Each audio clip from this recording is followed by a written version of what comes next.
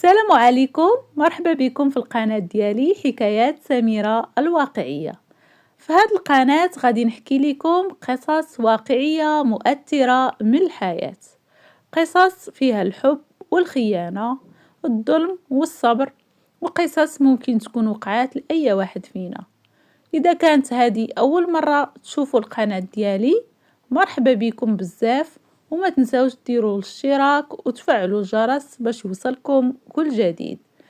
وقبل ما نبدا القصة ديال اليوم، بغيت نقول لكم ان هاد القصة تحكات بلسان صاحبتها. وقعت ليها واحد الحاجة قاصحة ما يتمناها حتى واحد. راجلها طلقها غير باش يرضي عائلته ويتزوج ببنت غنية، ولكن بعد سنوات رجع ليها يطلب السماحة. شنو وقع بالضبط وشنو كان الرد ديالها اللي خلاه يندم طول حياته؟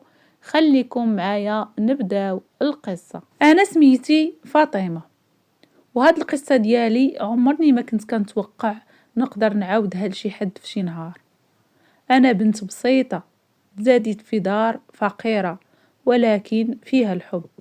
الأم ديالي كانت ديما كتقول لي: يا بنتي الصبر، راه الصبر كيعطي الخير في الأخير. كبرت وأنا كنخدم في الخياطة باش نعاون والديا، وكنت كنحلم غير بحياة هادئة، زوج طيب، ودار صغيرة فيها السكينة. تاجا واحد النهار وتبدلات حياتي. جاي يخطبني واحد الشاب سميتو يوسف، كان باين محترم، كيضحك بزاف وكلامه زوين، وانا بصراحة فرحت بزاف. قلت في قلبي يمكن هذا هو الانسان اللي غادي نكمل معاه حياتي. وتزوجنا. في الايام الاولى كنت كنحس براسي اسعد امرأة في الدنيا. يوسف كان كيهضر معايا بلطف وكيقول لي: انا فرحان بك يا فاطمة، ولكن ما كنتش عارفة ان السعادة ديالي ما غاديش تدوم بزاف. المشكلة ما كانتش في يوسف، المشكلة كانت في الأم ديالو. من نهار دخلت لدارهم وهي ما كتحملنيش. مرة تقول لي: انتي جاية من الفقر، ومرة تقول لي: ولدي يستاهل بنت عائلة حسن. كنت ساكتة وكنقول غير الله يهديها. ولكن مع الوقت بدات كتأثر على يوسف اللي كان يدافع عليا بدا يتبدل، بدا يرجع للدار معصب، بدا يغوت عليا ويخاصم عليا على اسباب صغيره.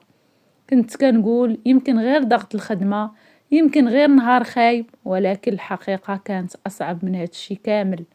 نهار من الايام كنت واقفه حدا الباب وسمعت الام ديالو كتقول ليه كلام قطع ليا قلبي. قالت ليه: كاينه بنت غنيه باغيه تزوج بيك، غير طلق فاطمه. تجمدت في بلاصتي. كنت كنتسنى يوسف يدافع عليا ولكن سكت. داك السكات كان أقسى من 1000 كلمة.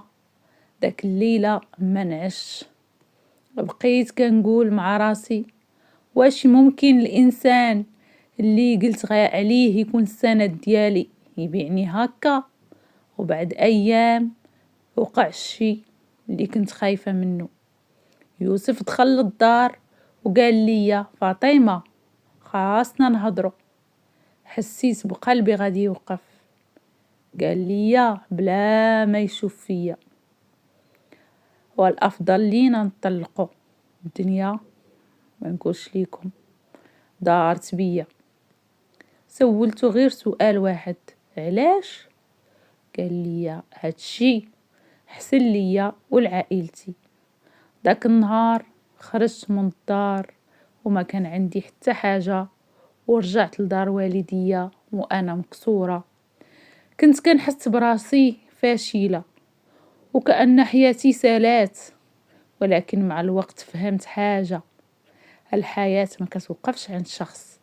ورجعت للخياطة وخدمت أكثر من قبل.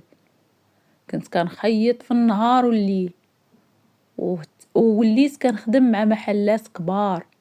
ومن بعد فتحت محل صغير ديالي، والمحل الحمد لله نجح ليا بزاف.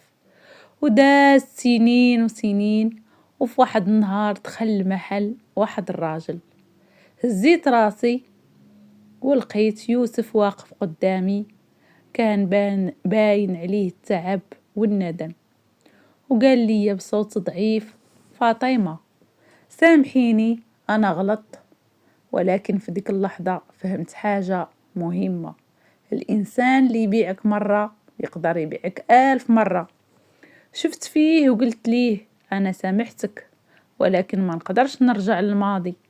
ومن بعد سديت الباب وخرج من حياتي بحال ما خرج من قبل. ولكن هاد المرة أنا ما كنتش ضعيفة، أنا وليت قوية.